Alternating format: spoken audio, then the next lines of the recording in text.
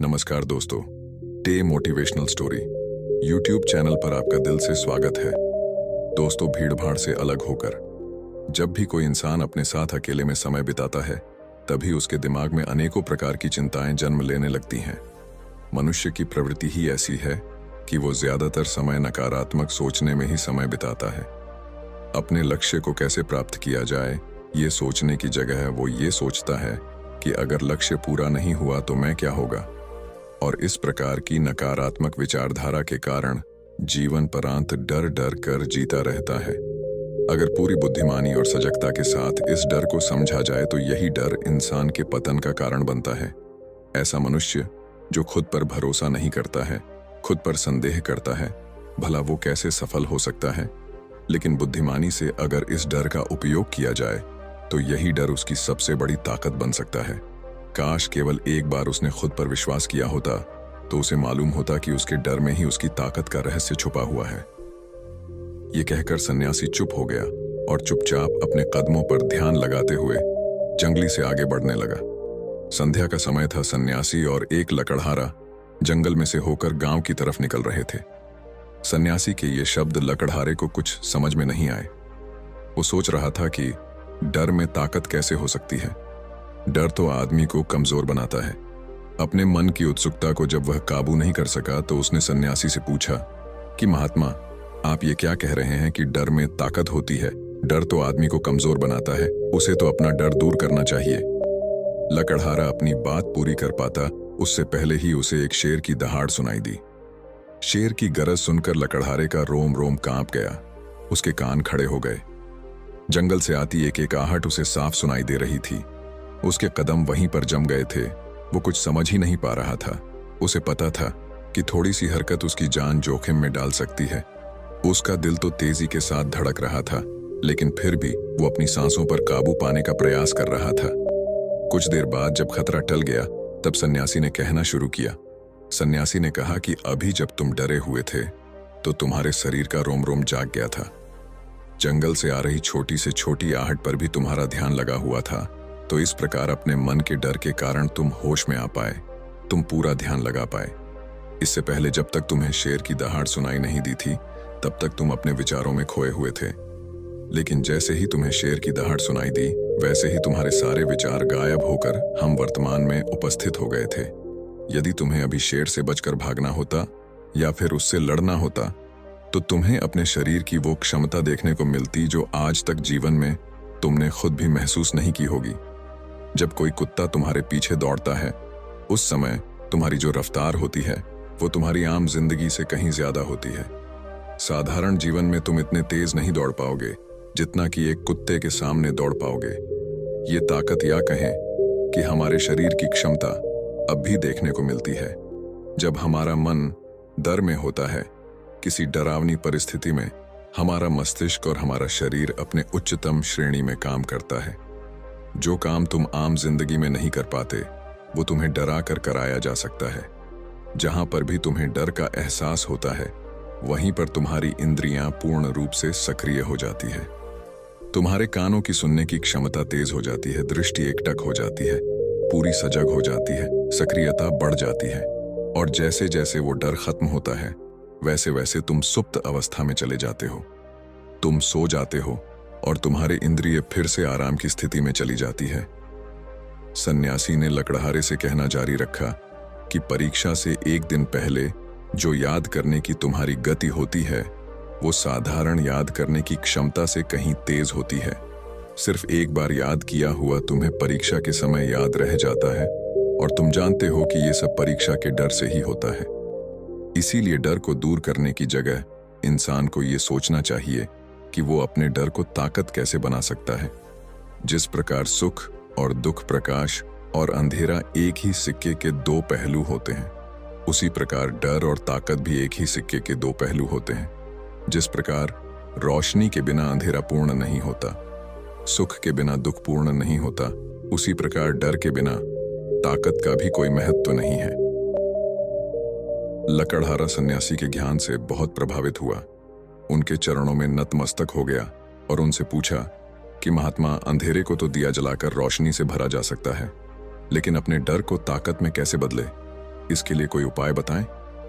इस पर सन्यासी ने कहा कि डर दो प्रकार के होते हैं। सबसे पहला मानसिक डर और दूसरा शारीरिक डर। सन्यासी ने लकड़हारे को समझाते हुए कहना शुरू किया कि मान लो तुम्हें जंगल से होकर गुजरना है और अचानक तुम पाते हो कि तुम्हारे मन में शेर का ख्याल आ गया। अभी तक प्रत्यक्ष रूप में शेर तुम्हारे सामने नहीं आया है ना? उसकी आवाज सुनाई दी, मतलब दूर दूर तक कोई अंदेशा नहीं है कि जंगल में शेर मौजूद है, लेकिन शेर का ख्याल आने से तुम्हारे मन में एक डर पनप गया। अब तुम्हारा उठने वाला एक एक कदम उसी डर से अभिभूत होगा। हर समय तुम्हारे मन में यही ख्याल चलेगा कि कहीं शेर ना जाए। ये शेर वर्तमान में तुम्हारे सामने नहीं है, ये तुम्हारी बहुविषयक की कल्पना है। इसी प्रकार जो मनुष्य अतीत और भविष्य की चिंताओं में डूबा रहता है, वो मानसिक डर का शिकार होता चला जाता है। इसी विडंबना के कारण वो अपने जीवन में जीतने भी निर्णय लेता है। वो सारे मानसिक डर से ग्रसित होते हैं। इसीलिए ज्यादातर मनुष्य पूर्ण रूप से अपने निर्णय पर भरोसा नहीं कर पाते हैं, और यही निर्णय या फिर फैसले जो आधे मन से लिए जाते हैं मनुष्य के कार्य को पूरा नहीं होने देते। लेकिन यह भी सत्य है कि मानसिक डर के कारण ही इंसान अपनी तैयारी पूरी करता है। अगर तुम्हारे मन में शेर का ख्याल नहीं आएगा तो तुम शेर से सुरक्षा के लिए कोई भी कदम नहीं उठाओगे। लेकिन अगर तुम्हें शेर का ख्याल आ गया तो तुम उससे सुरक्षा के लिए कोई ना कोई तरीका जरूर अपनाओगे। तो इसीलिए मानसिक डर बेकार नहीं होता, वो आपकी सुरक्षा को और ज्यादा मजबूत भी करता है। लेकिन समस्या तब शुरू होती है जब आप चाहकर भी कुछ नहीं कर सकते, लेकिन उसके बावजूद आप मानसिक डर झेल रहे होते हो। उदाहरण के लिए कुछ मनुष्य हमेशा ये सोचते रहते हैं कि उन्हें कोई बीमारी ना हो जाए, कहीं उनके साथ कोई दुर्घटना घट जाए, कहीं उनके साथ कोई धोखा ना कर दे। लेकिन इन सब घटनाओं पर उनका कोई जोर नहीं होता है, ये उनके हाथ में नहीं होता है। अगर दुर्घटना होनी होगी तो होगी ही, अगर बीमारी होनी होगी तो होगी ही। अच्छा खान पान और अच्छी दिनचर्या का पालन करने के बाद भी अगर कोई मनुष्य बीमार हो जाता है तो ये उसके नियंत्रण के परे की बात है। अपनी तरफ से उसने पूरी कोशिश की और यही उसका कर्तव्य था। उसमें कोई कुछ क्या कर सकता है? जो घटनाएं इंसान की पहुंच के परे होती है वो उनसे भी परेशान होता रहता है, उनसे भी उसका मन घबराता रहता है, और यही मानसिक डर उसके पतन का कारण बनता है। और यही मानसिक डर अगर सही तरीके से इस्तेमाल किया जाए तो मनुष्य समझदार और अनुभवी कहलाएगा। जो इंसान ये सोचता है कि कांटे सिर्फ दर्द देने के लिए ही बने हैं, वो ये भूल जाता है कि कांटे ही फूलों की रक्षा करते हैं। इसी प्रकार एक ज्ञानी मनुष्य किसी भी चीज का उपयोग अपने सकारात्मक तरीके से कर सकता है, लेकिन एक अज्ञानी मनुष्य अपनी अज्ञानतावश उन चीजों को भी छोड़ देता है जो उसके लिए उपयोगी होती है। विवेकशील मनुष्य फेंके गए पत्थरों का भी महल खड़ा कर लेता है, लेकिन एक वैज्ञानिक मनुष्य उन पत्थरों को दूसरों पर फेंकता रहता है। अगर किसी मनुष्य को अपने मानसिक डर को ताकत में बदलना है तो उसके कुछ नियम हैं, कुछ उपाय हैं। सबसे पहला उपाय, अपने विचारों का निरीक्षण। अगर हम अपने जीवन में अपने विचारों का निरीक्षण करेंगे तो हम पाएंगे कि ज्यादातर विचार हमारे काल्पनिक होते हैं, और इसीलिए जो डर उन विचारों के कारण पनपता है वो भी काल्पनिक होता है। ज्यादा सोचने वाले लोगों को जब सोचने के लिए कुछ नहीं मिलता तो वो निरर्थक बातों के बारे में सोचने लगते हैं, और वो बेकार के विचार उसे तो परेशान करते ही हैं, साथ ही साथ उसके परिजनों को, उसके सगे संबंधियों को भी परेशान करते हैं। इसीलिए ज्यादा सोचने वाले लोगों को यह समझना चाहिए कि मन में उठ रहे तमाम विचारों में से काम के विचार कौन से हैं और बेकार के विचार कौन से हैं।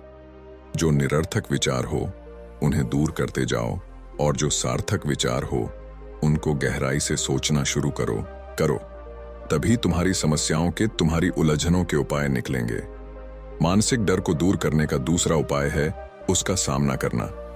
इसका मतलब यह नहीं है कि तुम शेर के सामने जाकर खड़े हो जाओ, बल्कि इसका मतलब यह है कि पूर्ण सुरक्षा के साथ तुम जंगल में जा रहे हो।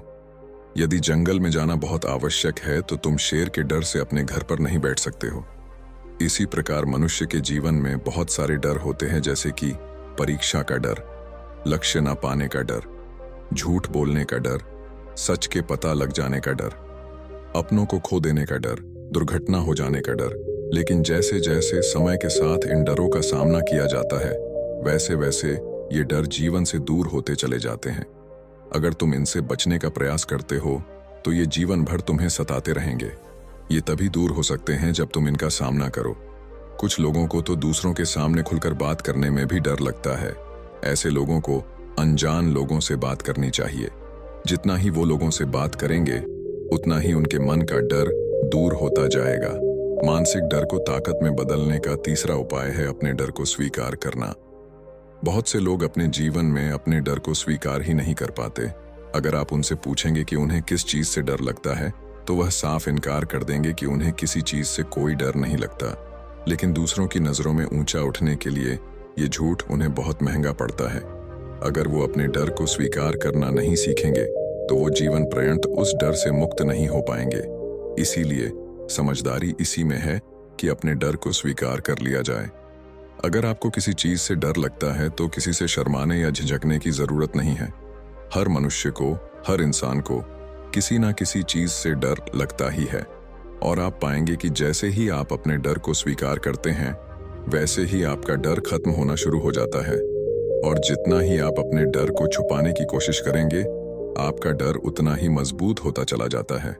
ये सारे तरीके तुम्हारे मानसिक डर को दूर कर सकते हैं, लेकिन शारीरिक डर को दूर करने के लिए तुम्हें दूसरे तरीके अपनाने होंगे। सबसे पहले ये समझो कि शारीरिक डर कौन सा होता है। मान लो तुम किसी जंगल से गुजर रहे हो और अचानक तुम्हारे सामने शेर आ जाता है। तुमने पहले नहीं सोचा था कि शेर तुम्हारे सामने आ सकता है, लेकिन जब वो तुम्हारे सामने आता है तो तुम्हारी सारी शारीरिक गतिविधि अचानक रुक जाती है। तुम्हारी सांसें अटक जाती हैं, मस्तिष्क काम करना बंद कर देता है और तुम्हारा दिल तेजी के साथ धड़कने लगता है। तो इसीलिए जब बिन सोची बात हमारे साथ घटित होती है तो हमारा शरीर उस डर को महसूस कर पाता है और वही सारी प्रक्रिया डर कहलाता है। ऐसे समय में शारीरिक डर को दूर करने के कुछ उपाय हैं, कुछ तरीके हैं। सबसे पहला उपाय तो यही है कि अपने ऊपर संयम रखें। जब किसी मनुष्य के साथ बिन सोची बात घटती है तो सबसे पहले उसका संयम टूट जाता है और संयम टूटने के साथ उसका मस्तिष्क काम करना बंद कर देता है और इसी वजह से सोचने और समझने की प्रक्रिया भी रुक जाती है, क्योंकि हमारा शरीर उसी प्रकार कार्य करेगा जिस प्रकार हमारा मस्तिष्क उसे निर्देश देगा। अगर मस्तिष्क की सोचने समझने की शक्ति खत्म हो गई तो हमारा शरीर भी स्थिर हो जाता है। तो इसीलिए अगर कठिन समय में मनुष्य अपने ऊपर संयम रखता है तो उसका मस्तिष्क सही तरीके से काम करता है और वो सही निर्णय लेकर उस परिस्थिति से तत्काल बाहर आ सकता है। यहाँ पर दूसरा उपाय समझने का ये है कि जीवन में कुछ भी घटित हो सकता है। जीवन बड़ा चमत्कारिक होता है। वो हमारी सोच के अनुरूप नहीं चलता, बल्कि उसमें कुछ भी हो सकता है और यही जीवन की खूबसूरती होती है। अगर आपको आज ही पता चल जाए कि आने वाले 10 साल तक अब क्या कर पाएंगे तो आपकी जीवन में से रुचि खत्म हो जाएगी। लेकिन अगर जीवन एक रहस्यमयी किताब की तरह बना रहेगा तो आप अपने जीवन से कभी नहीं थकेंगे। आपका जीवन आपको आश्चर्यचकित करता रहेगा। इसीलिए यह समझो कि जीवन में कुछ भी घटित हो सकता है, तुम्हारी सोच से परे भी घटित हो सकता है। सन्यासी ने अपनी बात खत्म करते हुए कहा कि इन तरीकों से तुम अपने मानसिक और शारीरिक डर को दूर कर सकते हो और आनंद से भरा हुआ जीवन जी सकते हो। तो दोस्तों, कैसी लगी ये कहानी हमें कमेंट करके जरूर बताना। साथ में YouTube channel day motivation story को सब्सक्राइब जरूर करें। तो चलिए मिलते हैं एक नई वीडियो के साथ। तब तक के लिए अपना ख्याल रखिए। धन्यवाद।